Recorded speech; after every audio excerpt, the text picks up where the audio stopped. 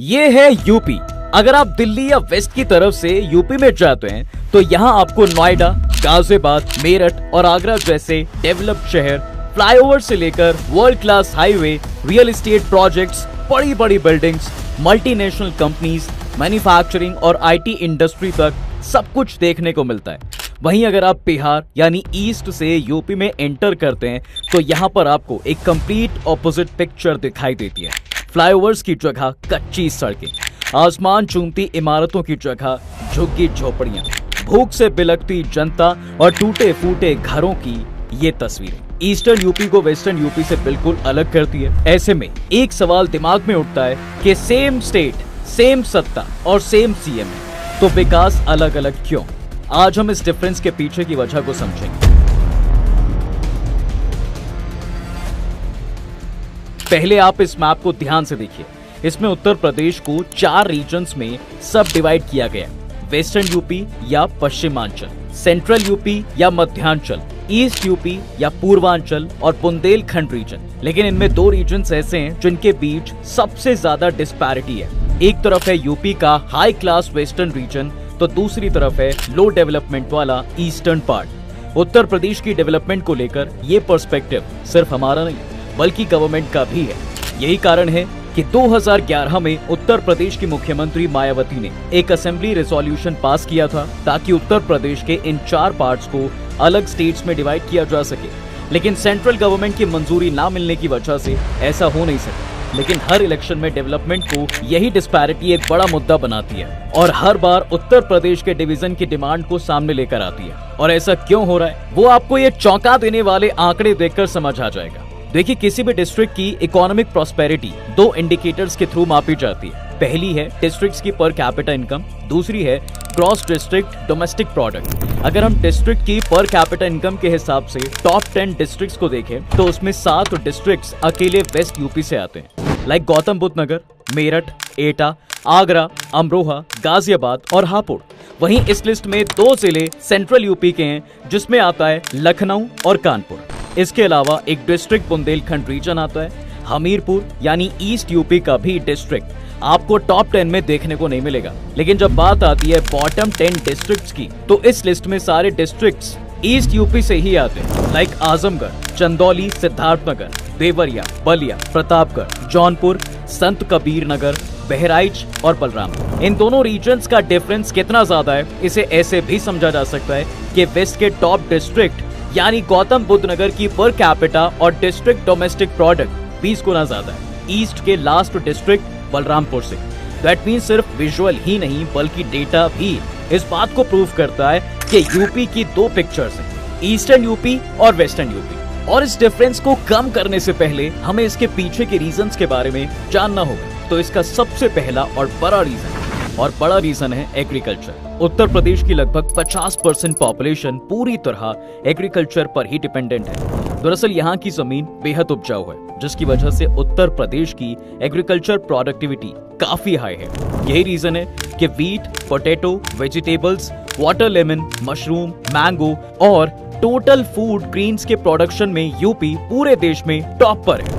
India का लगभग 25% से ज्यादा वीट और 10% से ज्यादा राइस अकेले उत्तर प्रदेश से ही आता है। इसके अलावा यूपी पूरे इंडिया का करीब 50% शुगर केन प्रोड्यूस करता है, इसलिए यूपी शुगर केन का कटोरा भी कहा जाता है। ये ओवरऑल यूपी की बात है। लेकिन अगर ईस्ट और वेस्ट यूपी को कंपेयर करें तो दोनों के एग्रीकल्चर आउटपुट में काफी डिफरेंस है। Actually western region agriculture, horticulture, animal husbandry, dairy farming जैसे अलाइड एक्टिविटीज से 49.6% का कंट्रीब्यूट करता है, जबकि ईस्टर्न रीजन का कंट्रीब्यूशन महज 27.7% है। अगर इसे नंबर्स में देखें तो वेस्ट यूपी में पर हेक्टेयर 2.82 टन का प्रोडक्शन होता है, जिसकी वजह से यहाँ बहुत ज्यादा एम्प्लॉयमेंट जनरेट हुआ है, जबकि ईस्ट यूपी में 2.31 टन्स की ही प्रोड्यूस हो पाता है। यही वजह है कि इसे एम्प्लॉयमेंट में भी बेनिफिट नहीं मिला। फिर से वही सवाल उठता है कि आखिर एग्रीकल्चर वेस्ट यूपी में इतना आगे क्यों है? अब देखिए, इसके 2 मेन रीजंस हैं। पहला रीजन है इरिगेशन सिस्टम, जो वेस्टर्न में ईस्टर्न के मुकाबले काफी वेल डेवलप्ड है। डेटा बताता है कि वेस्टर्न यूपी के 90% से ज्यादा हिस्से में इरिगेशन सिस्टम अवेलेबल है, जबकि ईस्ट यूपी के सिर्फ 77% हिस्से में ही इरिगेशन सिस्टम प्रेजेंट है। हालांकि दोनों रीजन्स में रिवर्स की कोई कमी नहीं है, लेकिन जब बात आती है कैनाल की, उत्तर प्रदेश की मैक्सिमम कैनाल वेस्ट को इरिगेट करती है। For example upper Ganga canal, जिससे सहारनपुर, मुजफ्फरनगर, मेरठ, हापुड़, गाजियाबाद, गौतम बुद्ध नगर, बुलंदशहर, अलीगढ़, हाथरस, एटा, कासगंज, फिरोजाबाद, मथुरा और आगरा डिस्ट्रिक्ट को बेनिफिट मिलता है, जबकि ईस्टर्न यमुना कैनाल से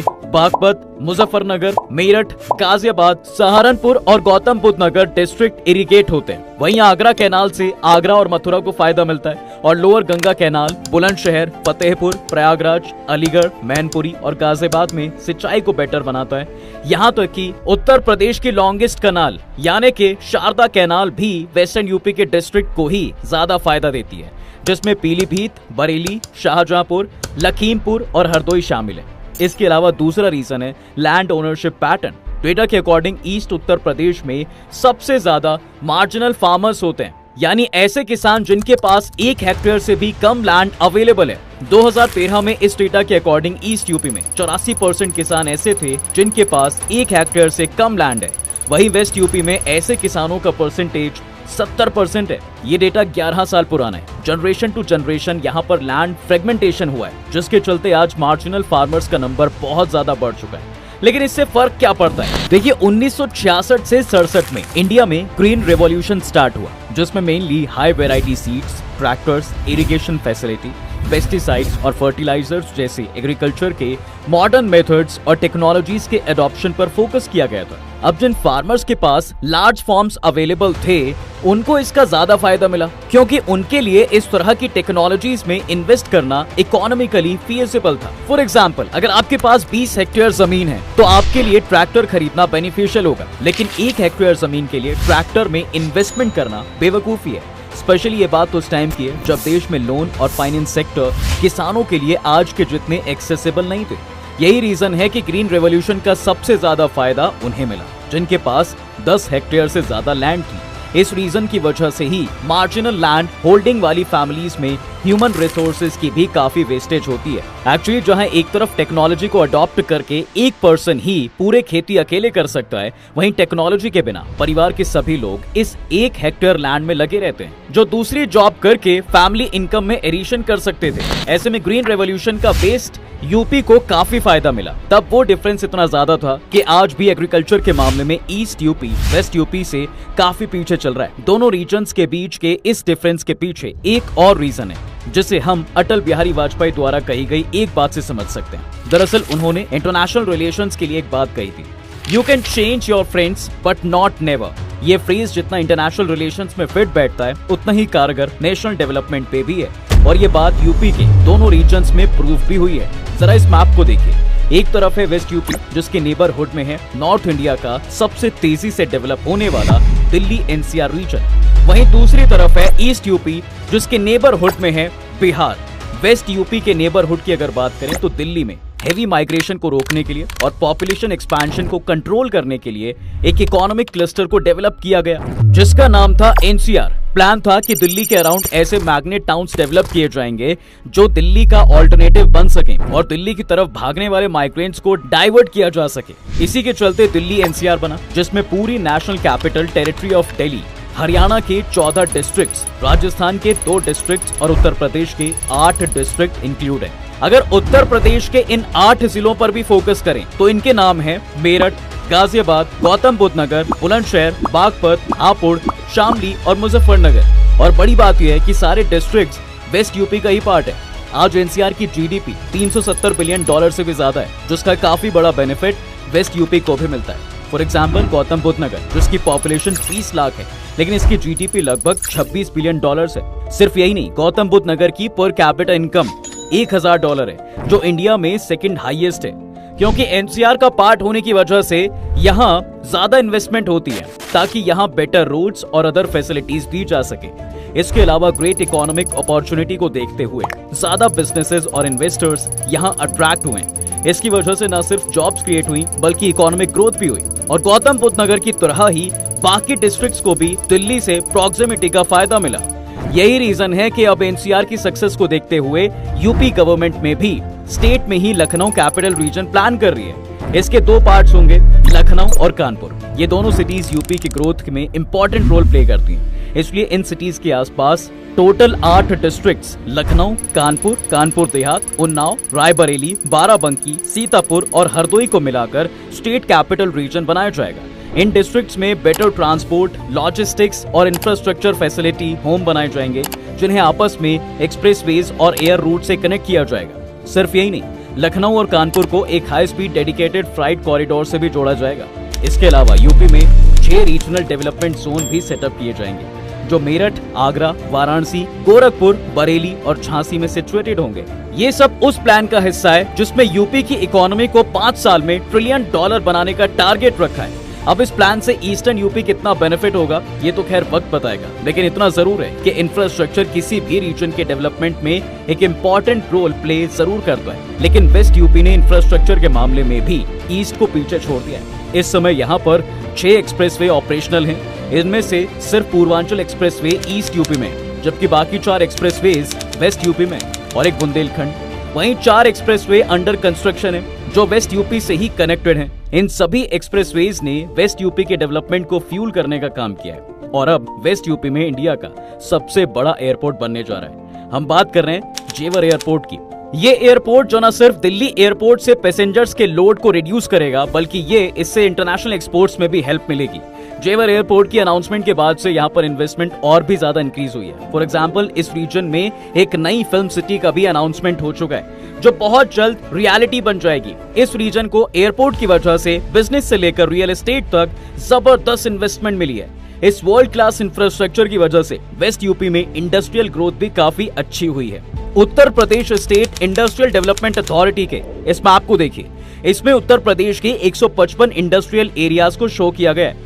आप देख सकते हैं कि इसमें ईस्ट यूपी में सिर्फ 35 इंडस्ट्रियल एरियाज हैं, जबकि remaining 120 industrial area west UP, central UP और बुंदेलखंड में आते हैं। वहीं अकेले वेस्ट यूपी में इंडस्ट्रियल एरियाज का नंबर 65 है। अब इसमें भी अगर हम मैन्युफैक्चरिंग प्रोडक्ट्स को देखेंगे तो वेस्ट यूपी में बनने वाले प्रोडक्ट्स का ट्रेड वॉल्यूम ज्यादा है। वहीं अगर हम ईस्ट यूपी को देखें तो यहाँ लिमिटेड इंडस्ट्रियल एरियाज हैं और जो हैं वो भी काफी हद तक हैंडीक्राफ्ट और लोकल प्रोडक्ट्स तक लिमिटेड है। ये प्रोडक्ट्स नेशनल और ग्लोबल एक्सपोर्ट्स के लिए अभी एक फीजेबल नहीं हो पाए हैं। लेकिन अब इन सारे कारणों के जानने के बाद एक बड़ा सवाल जरूर ये आता है कि आखिर ईस्ट यूपी की ग्रोथ और डेवलपमेंट के लिए क्या स्टेप्स लिए जा सकते हैं। तो देखिए, सबसे पहले ईस्ट यूपी को और ज्यादा इन्वेस्टमेंट की जरूरत होगी। 2023 में हुई ग्लोबल इन्वेस्टर समिट में उत्तर प्रदेश गवर्नमेंट को 32,92,000 करोड़ के इन्वेस्टमेंट प्रपोजल रिसीव हुए। इसमें से 45% इन्वेस्टमेंट प्रपोजल सिर्फ वेस्ट यूपी को मिले, जिसमें से नोएडा की 3 अथॉरिटीज ने मिलकर अकेले 27% की इन्वेस्टमेंट की। जबकि ईस्ट यूपी की बात करें तो उसे सिर्फ 29% इन्वेस्टमेंट मिली, जबकि 13% इन्वेस्टमेंट सेंट्रल यूपी और 13 पर बुंदेलखंड रीजन को मिली। लेकिन 29% इन्वेस्टमेंट बैकवर्ड ईस्ट यूपी के लिए सफिशिएंट नहीं है, जबकि ईस्ट यूपी में इन्वेस्टमेंट बढ़ाना उसके डेवलपमेंट को बूस्ट करने का एक डायरेक्ट तरीका हो सकता है। इसके अलावा ईस्ट यूपी को एग्रीकल्चर के लिए एक अच्छे इरिगेशन सिस्टम की भी नीड है। इसलिए गवर्नमेंट ईस्ट यूपी में कुछ कैनाल प्रोजेक्ट्स और इरिगेशन प्रोजेक्ट्स का डेवलप करने पर फोकस कर सकती है, ताकि यहाँ की एग्रीकल्चर प्रोडक्टिविटी को बढ़ाया जा सके और फार्मर्स की इनकम को भी इंक्रीज किया जा सके। तीसरा, ईस्ट यूपी को अच्छी कनेक्टिविटी की जरूरत है। हालांकि यहाँ पर पूर्वांचल एक्सप्रेसिव बनाया जा चुका है, जो लखनऊ, बाराबंकी, अमेठी, सुल्तानपुर, अयोध्या, अम्बेडकर नगर, आजमगढ़, मऊ और गाजीपुर को कनेक्ट करता है। लेकिन ईस्ट यूपी को और भी ज्यादा एक्सप्रेसवेज की जरूरत है। वहीं एक्सप्रेसवे अंडर कंस्ट्रक्शन एक्सप्रेसवेज को जल्द से जल्द फिनिश करके कनेक्टिविटी को बेहतर करना होगा, क्योंकि एक्सप्रेसवेज यहाँ पर इंडस्ट्रियल, इकोनॉमिक ग्रोथ और डेवलपमेंट को फ्लोरिश करेंगे। वहीं चौथा सॉल्यूशन, जैसा कि हमने डिस्कस किया था कि ईस्ट यूपी में लोकल प्रोडक्ट्स और हैंडीक्राफ्ट्स की मैन्युफैक्चरिंग ज्यादा होती है, जबकि हेवी इंडस्ट्रीज वहाँ पर मिसिंग है। तो एक तरफ यहाँ पर हेवी इंडस्ट्रीज को सेटअप करना चाहिए, तो वहीं दूसरी तरफ उन लोकल प्रोडक्ट्स को प्रमोट किया जाना चाहिए जो ऑलरेडी ईस्ट यूपी के डिस्ट्रिक्ट्स की पहचान है। इसके लिए उत्तर प्रदेश की 1 डिस्ट्रिक्ट 1 प्रोडक्ट स्कीम का फायदा उठाया जा सकता है, जिसके अंडर गवर्नमेंट हर डिस्ट्रिक्ट के इंडिजिनियस और स्पेशलाइज्ड प्रोडक्ट्स को इंक्रीज करती है। इस एनकरेजमेंट के साथ ही इन प्रोडक्ट्स को एक्सपोर्ट लायक भी बनाया जा सकता है, जिससे ईस्ट यूपी की इकोनॉमी को फायदा मिलेगा। फॉर एग्जाम्पल, मिर्जापुर की कारपेट की क्वालिटी काफी वेल नोन है, लेकिन इस प्रोडक्ट को कभी नेशनल और इंटरनेशनल लेवल पर प्रमोशन नहीं मिला है। और ऐसे ही दूसरे प्रोडक्ट्स ईस्ट यूपी के अलग अलग जिलों में प्रेजेंट हैं, जिनको अगर प्रमोट किया जाए तो वो नेशनल और इंटरनेशनल लेवल पर एक्सपोर्ट किए जा सकते हैं। वहीं अगर लास्ट सॉल्यूशन की बात करें तो ईस्ट यूपी के यूथ को चार्ज अपने हाथ में लेना होगा। पूरे यूपी में आज भी यूथ गवर्नमेंट जॉब्स के पीछे ज्यादा भाग रहा है, लेकिन अगर ईस्ट यूपी को डेवलपमेंट के चार्ट में ऊपर आना है तो यहाँ के यूथ को खुद की स्किल्स पर काम करना होगा, क्योंकि यूपी के पास अभी इकोनॉमी और IT क्लस्टर नहीं है, तो वहाँ के यूथ को ही सेटअप करना पड़ेगा। तभी वेस्ट के साथ साथ ईस्ट भी यूपी के ग्रोथ इंजन का दूसरा पहलू बन सकता है और $1 ट्रिलियन GDP बनने के सपने को साकार करने में इंपॉर्टेंट रोल प्ले कर सकता है। आपको क्या लगता है? कमेंट करके अपनी सजेशन जरूर दें और जाने से पहले वीडियो को लाइक और शेयर करें और चैनल को सब्सक्राइब जरूर कर दें।